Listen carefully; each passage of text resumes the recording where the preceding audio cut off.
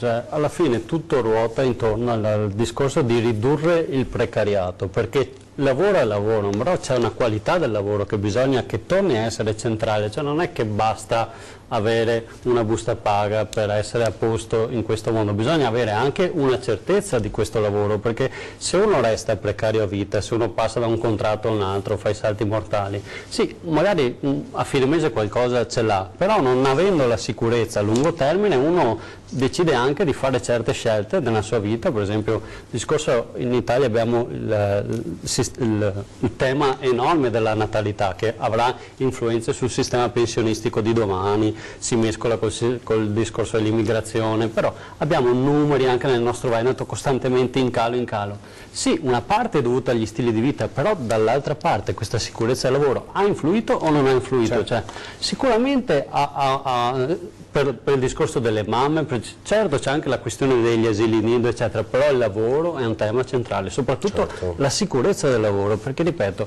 avere un orizzonte di 2 anni, di 3 anni non ti dà una certezza per fare un progetto di vita. Certo, anche il lavoro a tempo indeterminato, con le crisi che ci sono state abbiamo visto che può essere messo, certezza, no? Però certo. Quantomeno insomma dovresti avere una sorta di tutela, e se invece parti già avendo come orizzonte quello là, o peggio ancora, quando c'erano situazioni di 6 mesi, in 6 mesi, rinnovi eccetera, quelle situazioni là sono l'estremo e questo bisogna assolutamente limitarlo.